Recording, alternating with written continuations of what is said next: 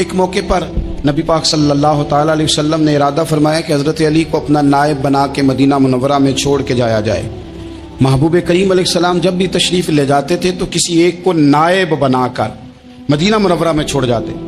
حضرت عبداللہ ابن مختوم رضی اللہ تعالیٰ عنہ کو بھی ایک دفعہ حضور چھوڑ کے گئے تو ایک جنگ کے موقع پر محبوب نے حضرت علی شیر خدا سے کہا کہ آپ کو میں اپنا نائب بنا کے یہاں چھوڑ کے جاتا ہوں۔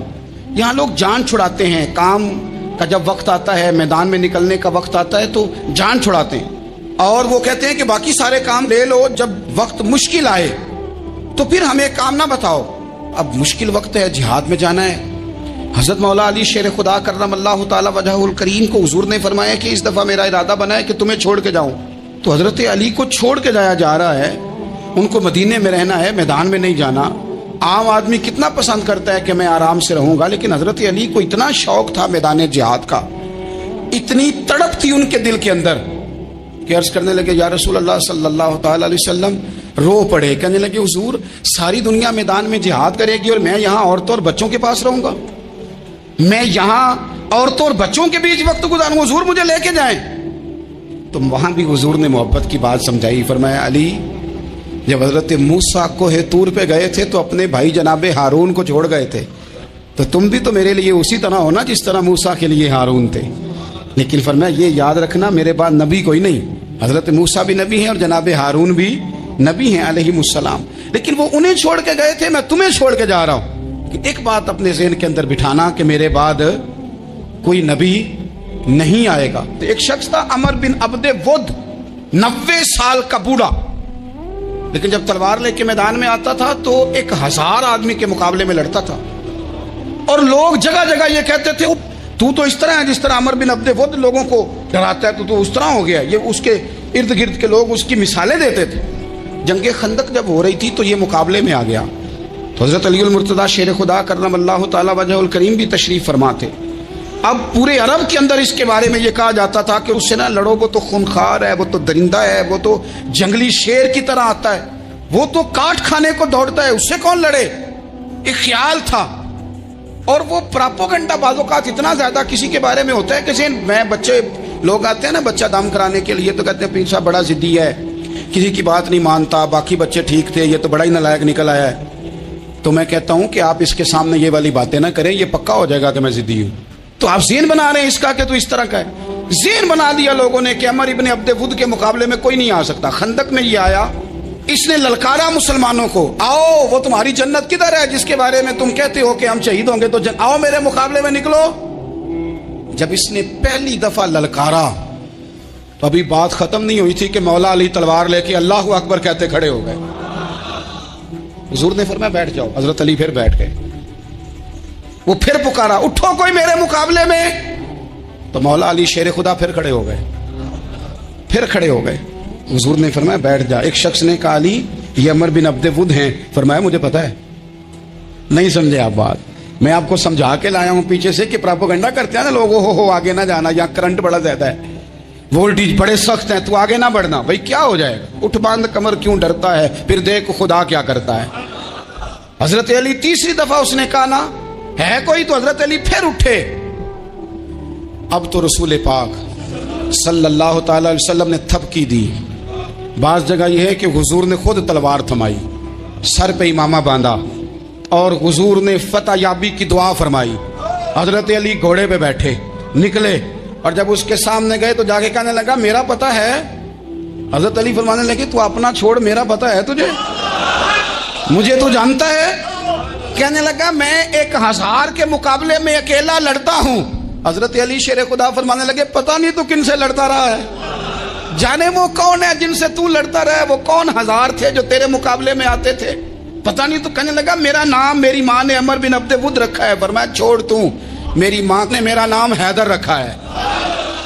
کہنے لگا تیری عمر چھوٹی ہے، کوئی بڑا لا۔ فرمانے لگے یہ تو جب ہنجے میں پنجہ ملے گا تو پتہ چلے گا عمر کس کی چھوٹی ہے، ابھی تو کہانیوں سے متاثر کرنا چاہتا ہے، تو چاہتا ہے کہ تو پریشر ڈالے اور میں تیری بات سنوں، تو مقابلے میں آ، ڈینگے نہ مار، کہانیاں نہ سنا، دیواریں ہلتی رہتی ہیں اور در کانپ جاتا ہے، علی کا نام سن کے اب بھی خیبر کانپ جاتا ہے، تو مقابلے میں آ، تو باتیں بنا رہا ہے، کہانیاں سنا رہا ہے۔ وہ کہنے لگا تو بچہ ہے، میں چاہتا نہیں تیرا خون بہاؤں. تو حضرت علی کہنے لگے میں بڑے دن سے پریشان ہو کے کسی بے ایمان کا خون بہایا کیوں نہیں, میرا بڑا دل کر رہا ہے تیرا خون بہاؤں. اس نے بڑی زوردار ضرب لگائی, غصے میں اتنا پاگل ہوا کیونکہ اس کے بارے میں معروف تھا کہ وحشی مزاج آدمی, اتنا سخت پاگل ہوا غصے میں اس نے اپنے گھوڑے کے پیر کاٹ ڈالے.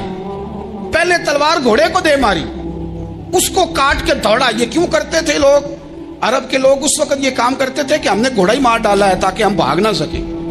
کہتے ہیں نا کشتیاں جلا دی ہیں کہ اب واپس جانے کا راستہ ہی بند ہو جائے. گھوڑے کے پیر کاٹ ڈالے کہ بھاگنا نہیں, اور بڑی زور سے اس نے ضرب لگائی حضرت علی پر. حضرت علی نے جب روکی تو وہ ڈھال ٹوٹ گئی حضرت مولا علی کی, اور آپ کے امامے کو اس کی تلوار بھی لگی. آپ نے فرمایا دکھا لیا تو نے زور, اب میری باری ہے. حضرت مولا علی شیر خدا کا قد بظاہر چھوٹا تھا. صحابہ کہتے ہیں ہم دور سے دیکھ رہے تھے, اللہ اکبر کہہ کے تھوڑا سا زمین سے وہ اٹھے, تھوڑا سا اٹھے, اور پھر دوبارہ نہیں انہیں تلوار چلانی پڑی. ایک ہی ضرب لگائی اور اس کے 2 ٹکڑے کر کے اسے زمین پہ پھینک دیے. تو عزیز دوست آپ یاد رکھیں گے اس بات کو کہ اپنی زندگی کے اندر مروب ہونا چھوڑ دیں. روب میں تاتاریوں نے مسلمانوں کو مروب کر لیا تھا, روب ڈال لیا تھا کہ ہم بہت بڑے لوگ ہیں. یہی آج ہمارے ساتھ بہت سارے لوگ کرتے ہیں, دلوں میں روب آ جاتا ہے, امیر رشتہ دار کا, فلانے کا, فلانے کا, پھر وہ جو مرضی کرتا ہے. تاتاریوں کی ایک بی بی وہ کیا کرتی, وہ 9-10 مسلمان نوجوانوں کو سڑک پہ کھڑا کر جاتی, کہتی ادھر کھڑے ہونا, میرے آنے تک ہلنا نا, جوان ہے لیکن روب ہے نا کہ یہ بڑے وحشی ہیں. اکیلی بی بی اندر جاتی, تلوار لے آتی, اور وہ کھڑے ہیں, وہ بھاگے بھی نہیں, اتنا ڈر گئے, ٹانگیں کانپ رہی, بھاگنے کی بھی ضرورت نہیں کر رہے. تسلی سے گئی ہے, تلوار لے کے آئی ہے, اور اس نے 9 جوان مسلمانوں کے گلے کاٹ دیے. اس روب سے نکلے باہر, نوجوانوں سے کہتا ہوں نکلو. اور جن لوگوں نے دنیا میں انقلاب برپا کیا وہ غریب گھروں کے تھے, وہ لوگ تھے کہ جو بظاہر کسی بڑے قبیلے سے نہیں تھے. آپ محنت کریں, تعلیم حاصل کریں, جدوجہد کریں, مشقت کریں, اپنی زندگی میں کچھ مقاصد کے حصول کے لیے آگے بڑھیں. اور اگر آپ کہیں کہ دائیں بائیں میرے فلاں آدمی مجھے یہ مشورہ دے رہا ہے, تو کچھ لوگ دنیا میں باتیں کرنے آئے ہیں, انہوں نے باتیں کرنی ہیں اور بڑا فائدہ ہوتا ہے, ان کو باتیں کر لینے دیں, ان کو کرتے رہنے دیں. کام کرنے والا بندہ کام کرتا ہے اور کرتا ہی چلا جاتا ہے, وہ منزل تک پہنچ جاتا ہے. تو حضرت علی کے مزاج میں دلیری ہے, ہمت ہے, ایک بات. اور دوسری بات دانائی, حکمت. یہ جو ہمارے فیصلے ہیں نا جذباتی, اور جناب آج فلانے نے یہ کہہ دیا تو میرا پروگرام یہ بن گیا, تو پھر کل کسی نے اور کچھ کہہ دیا تو میرا پلان اور بن گیا. میں سب سے زیادہ ان لوگوں کے حق میں پریشان ہوتا ہوں جو سویرے کچھ اور کہتے ہیں, دوپہر کو کچھ اور کہتے ہیں, شام کو کچھ اور کہتے ہیں. بھئی آپ کا کوئی نظریہ ہونا چاہیے, کوئی ویژن ہونا چاہیے زندگی میں, آپ کے اندر کوئی حکمت اور دانائی ہونی چاہیے. اس کے لیے کیا کرنے کی ضرورت ہوتی ہے؟ اس کے لیے ضرورت ہوتی ہے کہ آپ کا ذہن ایک طرف ہو. میرے اسلاف فرمایا کرتے تھے زندگی میں ایک کام کر لو پر صحیح کر کے کر لو. ہم نے تو سارے کام کرنے ہیں. آج کل ہر بندہ صحافی ہے, ہر بندہ تجزیہ نگار ہے, ہر بندہ سیاستدان ہے, ہر بندہ ہی مفتی ہے, ہر بندہ ہی جناب واعظ ہے, ہر بندے کے پاس ہی کچھ مسئلے. اس کا نقصان یہ ہے کہ کسی کے پاس بھی کچھ نہیں. وہ کسی درویش نے کہا تھا کہ جب سب لیڈر ہوں تو سمجھو کوئی لیڈر نہیں, کیونکہ سارے جو لیڈر ہو گئے. میرے عزیز ایک طرف ذہن کو رکھیں اور اپنے اس کام میں کمال پیدا کریں. حضرت مولا علی شیر خدا کو اللہ نے حکمت دی تھی. نبی پاک صلی اللہ تعالی وسلم کے صحابی حضرت عبداللہ ابن مسعود رضی اللہ تعالیٰ عنہ فرماتے ہیں, امام ابو نعیم نے لکھا ہے کہ حضرت عبداللہ ابن مسعود فرماتے ہیں نبی پاک صلی اللہ علیہ وسلم نے فرمایا اگر حکمت کے 10 حصے کیے جائیں نا, دانائی کے 10 حصے کیے جائیں, تو اس میں سے 9 حصے اللہ تعالیٰ نے حضرت علی کو عطا فرمائے اور ایک حصہ باقی لوگوں کو ملا. دانا تھے, معاملہ فہم. کچھ بندے بڑے منافق قسم کے تھے, تو حضرت علی اذان ہو گئی تو وہ حضرت مولا علی شیر خدا کے پاس آ گئے. اذان ہو گئی, حضرت علی نے جماعت کرانی. ان کا خیال تھا کہ آج ہم نے جماعت لیٹ کرانی ہے کسی طریقے سے. ہم چونکہ زیادہ باتیں, میں دوستوں سے کہتا ہوں بہت زیادہ خبریں نہ دیکھا کرو, بہت زیادہ بھی چیزیں نہ سنا کرو. آپ تو میرے بھائی موبائل کے اندر چلے جائیں گے, باہر کی دنیا تو اور ہے.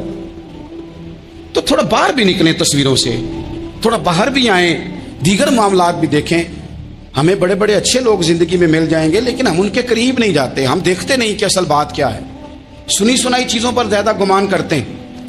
اب حضرت علی چونکہ بڑے دانا تھے, مسلح پہ بڑھ رہے ہیں, جماعت کھڑی کرنی, اللہ اکبر کہہ رہے ہیں. بندوں کا خیال تھا نماز لیٹ کرانی ہے. نے فٹافٹ حضرت علی سے کہا کہ حضور ذرا وہ جانور تو بتائیے گا کتنے ہیں جو انڈے دیتے ہیں. اور ذرا وہ بھی بتائیے گا جو بچے دیتے ہیں. یہ اب کتنے کو بندہ جانور گنے, آہستہ آہستہ بندہ شمار کرے. ہو بکری جو ہے وہ بچہ دیتی ہے, مرغی انڈا دیتی ہے, اور گائے جو ہے وہ بچہ دیتی ہے, اور بطخ جو ہے وہ انڈا دیتی ہے. بندہ تو یہ گننے لگ جائے. تو حضرت علی شیر خدا یہاں ہاتھ ہیں, فرمانے لگے گھر جا کے گن لینا. موٹی سی بات بتاتا ہوں, جن جانوروں کے کان باہر ہوتے ہیں وہ بچے دیتے ہیں, جن کے اندر ہوتے ہیں وہ انڈے دیتے ہیں. اللہ اکبر. نماز کی نیت باندھ لی تم, گننا گھر جا کے. موٹی سی بات بتا دیتا ہوں. وہ صاحب کہتے ہیں میں حضرت علی رضی اللہ تعالیٰ عنہ کو جانے آیا تھا, میں خود بڑا الجھ گیا. یہ کیا ماجرا ہے, کیا معمہ ہے کہ دو فکروں میں انہوں نے بات کو سمیٹا اور کمال کر دی. کہنے لگے گھر جا کے گننا, یہاں ٹائم نہیں, نماز کا وقت ہے, پر جن کے کان اندر ہے نا وہ انڈے دیتے ہیں, جن کے باہر ہیں وہ جا کے حساب کرنا. آپ ڈھونڈ لیں, تلاش کر لیں, چلے جائیں ماہرین کے پاس, پر شیر خدا شیر ہی ہے. حضرت مولا علی کے جملوں میں کمال ہے. ان کی دانائی, ان کا تدبر, ان کی حکمت, ان کا فہم, ان کی فراست, ان کا کمال.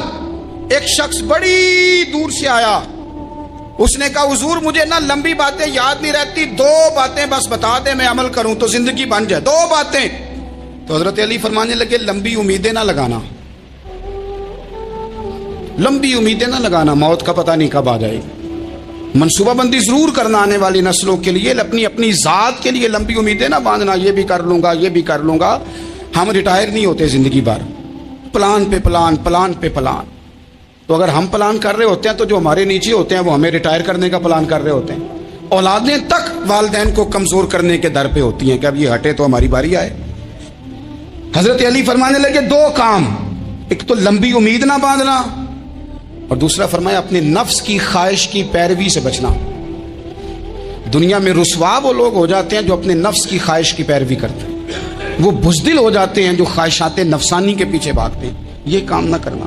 امام راضی کہتے ہیں کہ سیدہ فاطمہ الزہرا رضی اللہ تعالی عنہ کے دونوں شہزادے حسنین کریمین بیمار ہو گئے, تو سیدہ نے منت مانگی کہ بچوں کو شفا ہوگی تو 3 روزے رکھوں گی. شفا ہو گئی, روزے بھی رکھ لیے. اور جب مولا علی شیر خدا روزہ رکھنے کے لیے بیدار ہوئے, سیدہ فاطمہ الزہرا بیدار ہوئی, تو امام حسن اور حسین بھی اٹھ گئے. 7-8 سال کی عمر, اماں جی ہم نے بھی رکھنا ہے. صبح کھجور اور دودھ سے روزہ رکھ لیا گیا. عین افطاری کے وقت مولا علی کہتے ہیں فاقے چل رہے تھے, کہیں سے میں جوں لایا تھوڑے سے. سیدہ فاطمہ الزہرا نے پیس کر روٹیاں پکائیں. وہ وقت جو بڑا مشکل ہوتا ہے افطار کا, کہتے ہیں اس وقت جب کھانے کے لیے بالکل ہاتھ آگے بڑھنے لگے اور امید تھی کہ ابھی سیدنا بلال اللہ اکبر کہیں گے تو روزہ کھلے گا, لیکن ابھی چند ہی منٹ رہتے تھے کہ دروازے پر ایک فقیر نے صدا دی. کہنے لگا سارے مدینے کے دروازے کھٹکھٹا آیا ہوں, قحط ہے, فاقہ ہے, اے رسول اللہ کے خاندان والو, میں یتیم ہوں. کسی نے بتایا ہے کہ اور کوئی دروازہ کھلے نہ کھلے, سیدہ کا دروازہ تیرے لیے ضرور کھلے گا, کیا یتیم کو روٹی ملے گی؟ تو حضرت مولا علی نے بچوں کی طرف دیکھا ہی تھا کہ امام حسن ساری روٹیاں جا کے دروازے پہ دے آئے. کھجور اور پانی سے افطار ہو گیا. صبح پھر کھجور اور دودھ سے روزہ رکھا. امام راضی کہتے ہیں عین وہ وقت جب افطار کا ٹائم آیا تو پھر دروازے پہ کسی نے صدا دی, کہا رسول اللہ کے خاندان والوں میں مسکین ہوں, رات سے روٹی کھائی ہے, نہ صبح کھا سکا نہ دوپہر. کسی نے بتایا ہے کہ اس دروازے سے خالی کوئی نہیں جاتا. امام حسن نے پھر سارا لنگر اٹھایا اور پھر جا کے دے دیا. 3را دن پھر ہوا. مجھے لگتا ہے کہ جب افطار کا ٹائم آیا ہوگا نا تو یہ خود ہی سارے دروازے پہ دیکھتے ہوں گے, یہ کوئی آیا نہیں لینے والا ابھی تک. لگتا ہے کہ نظریں دروازے پہ تھیں. عین افطار کے وقت 3 روٹیاں جب جوں کی پک کے آئی تو ایک بھکاری نے صدا دی, کہنے لگا میں قیدی ہوں, آج ہی قید سے رہائی ملی ہے. پہلے دن کسی کے دروازے پہ صدا ملی ہے, دی ہے روٹی ملے گی. امام حسن وہ کھانا دے کے واپس لوٹے. کھجور اور پانی سے افطار ہوا, اور جیسے ہی مسجد نبوی میں تینوں باپ بیٹا نماز پڑھنے گئے تو مولا علی کہتے مجھے بتانا نہیں پڑا, رسول کریم نے میری طرف دیکھ کے فرمایا علی تیرا, فاطمہ کا, حسن اور حسین کا 3 دن والا عمل خدا کو بھی بڑا پسند آیا ہے اور محمد مصطفیٰ کو بھی بڑا پسند آیا ہے, بڑا پسندیدہ عمل. میں کہتا ہوں کہ حضرت فاطمہ نے نا ان کی تربیت پہلے ہی کر دی تھی, 3 دن بغیر افطار کے روزہ رکھنے کی. وہ ٹریننگ گھر سے ہو چکی تھی. اب میدان کربلا میں 3 دن بھوکا پیاسا رہنا ان کے لیے مشکل نہیں تھا. حضرت جناب سیدہ زینب بنت ابی رافع کہتی ہیں کہ سیدہ فاطمہ الزہرا نا ایک دن اپنے دونوں شہزادوں کو لے کے، جب حضور کی طبیعت مبارک بظاہر علیل تھی جس میں حضور کا وصال ہوا، دونوں شہزادے لے کے سیدہ فاطمہ نبی کریم کی بارگاہ میں گئی، کہنے لگی یا رسول اللہ میرے بچوں کو کچھ دیجئے سیدہ پاک۔ تو حضور اٹھ کے بیٹھ گئے، اس کندھے سے امام حسن کو لگایا اور اس سے امام حسین کو لگایا اور فرمایا فاطمہ یہ جو میرا حسن ہے نا اس کو میں اپنی ہیبت اور سرداری دیتا ہوں، اور فرمایا یہ جو میرا حسین ہے نا حسین کو میں اپنی جرت اور سخاوت دیتا ہوں، میرا حسین جرت مند ہوگا اور سخی ہوگا۔ داتا گانج بخش علی حجویری، امام الاولیاء سید الاصفیاء، داتا صاحب کشف المعجوب میں فرماتے ہیں ایک دن نا امام حسین کے پاس ایک شخص آیا بڑی دور سے کچھ مانگنے کا، حضور کچھ دیجئے۔ وہ شخص کہتا ہے کہ میرا ظرف یہ تھا کہ 4-5 دینار ملیں گے، تو امام حسین فرمانے لگے تھوڑی دیر بیٹھ جا، رزق آ رہا ہے۔ تو امام حسین کو حکومت وقت کی طرف سے نا 5 تھیلیاں ملی، جس میں ایک تھیلی میں 500 اشرفیاں تھیں، 5 تھیلیاں آئیں، لیکن اس کو آنے میں نا ذرا دیر ہو گئی۔ وہ 5 تھیلیاں جب آئی نا تو امام حسین اس کی طرف 5 تھیلیاں بڑھا کے نا، ذرا دیکھنا میری طرف غور سے، 5 تھیلیاں بڑھا کے نا تو فرمانے لگے میاں جتنا تجھے انتظار کرایا ہے نا اتنی ہم تیری حاجت پوری نہیں کر سکے، تو یہ نہ محسوس کرنا کہ حسین کے دروازے پہ بیٹھا بھی رہا ہوں تو ملا کیا ہے، یہ نہ محسوس کرنا۔ وہ شخص کہتا ہے جب میں نے وہ تھیلیاں کھولی اور پھر میری نظر امام حسین پہ پڑی تو میرے اندر سے آواز آئی اگر حسین ابن علی اتنے سخی ہیں تو محمد عربی کتنے سخی ہوں۔ اگر یہ معیار ان کا ہے، ان کا یہ معیار ہے، اور خود بھیک دیں خود ہی کہیں منگتے کا بھلا ہو، خود کہنے لگے جتنا انتظار کرایا ہے اتنی تیری مدد کر سکے۔ یہ سخاوت کا معیار تھا، یہ طریقہ تھا۔ ایک دفعہ سیدنا امام حسین رضی اللہ تعالیٰ عنہ کے گھر کے اندر نا 5000 دینار آئے، مسجد میں تھے، آپ کو 5000 دینار ملے تو امام زین العابدین کہتے ہیں کہ مسجد سے لے کر گھر آنے تک امام حسین نے 5 کے 5000 اللہ کے رستے میں خیرات کر دی۔ فرماتے میں نے کہا با جی 5 دینار کی گھر میں ضرورت تھی، مالاں والے سخی نہیں ہوندے تے سخیاں کل مال نہیں ہوندا، ایتھے اوتھے دوویں جہانی سخی کنگال نہیں ہوندا۔ کعبہ جی 5 دینار کی گھر میں ضرورت تھی، تو کہتے ہیں مجھے فرمانے لگے بیٹا یہ جن کو میں نے دیا ہے نا یہ گھر کے لیے ہی دیا ہے، یہ گھر کے لیے ہی دیا ہے، جن کو دیا ہے تمہارا کیا خیال ہے یہ باہر خرچ ہوا ہے، یہ گھر کے لیے ہی ہے۔ اس لیے کہ جب انسان دوسروں پر شفقت کرتا ہے تو اللہ اس کے گھر پہ رحمت فرماتا ہے۔ امام حسین کے مزاج میں پہلی بات میں نے ذوق عبادت کی عرض کی، دوسری بات عرض کر رہا ہوں کہ صحابہ حضرت اسامہ بن زید بڑے پیارے ہیں میرے نبی کریم کے، بڑے پیارے۔ حضرت اسامہ بن زید کے بارے میں سیدہ عائشہ صدیقہ فرماتی ہیں ان کے ناک سے اگر رینٹھ نکلتی تھی تو اللہ کے رسول اپنے دستے مبارک سے صاف کر دیتے تھے، اور سرکار فرماتے تھے کہ اگر اسامہ لڑکی ہوتا نا، ان کے غلام کے بیٹے تھے حضرت زید بن عامر، اگر یہ لڑکی ہوتا میں اسے زیور پہناتا۔ بڑے پیارے تھے، لیکن جب ان کا آخری وقت آیا نا تو 60,000 دینار کا قرضہ تھا، رشتہ داروں سے کہا، دوستوں سے کہا، یاروں سے کہا، پر قرض ادا نہیں ہو رہا تھا۔ حضرت اسامہ بن زید کہتے ہیں بڑا پریشان تھا۔ جب حد ہو گئی نا تو حضرت اسامہ بن زید فرمانے لگے جاؤ کوئی حسین ابن علی کو خبر کرو، ان سے کہو میں نا غلام ہوں آپ کے نانا کا، مقروض دنیا سے چلا گیا تو کیا بنے گا۔ امام حسین کو خبر ملی تو دوڑے آئے۔ لاجپال اس پیر کو نہیں کہتے جو تگڑا نذرانہ لے کے تو ماتھا چوم لے، لاجپال تو اس کو کہتے ہیں کہ جب ضرورت پڑے تو وہ سر پہ موجود ہو۔ حضرت سیدنا امام حسین تشریف لائے تو جناب اسامہ بن زید رو پڑے، کہنے لگے حضور میں نے نا غلامی کی ہے آپ کے نانا کی، اور اس غلامی پہ ناز ہے، اب 60,000 دینار کا قرضہ لے کے دنیا سے جاؤں گا تو میری قبر پہ بوجھ رہے گا۔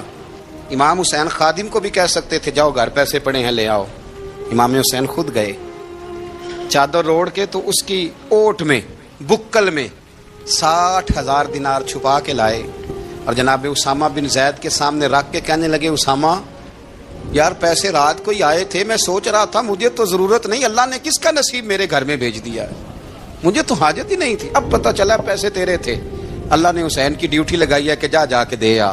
حضرت اسامہ بن زید رو پڑے، فرمانے لگے اللہ آپ کو بہترین صلہ عطا فرمائے۔ امام بڑا ہی پیار کرتے تھے، گھوڑے پہ جا رہے تھے، کچھ فقیر غریب لوگ بیٹھ کے روٹی کھا رہے تھے، کہاں رہے تھے؟ سڑک کے کنارے۔ تو امام زین العابدین فرماتے ہیں کہ جب امام حسین گزرے تو انہوں نے آواز دی حضور دل کرتا ہے ہمارے ساتھ بیٹھ کے روٹی کھائیں۔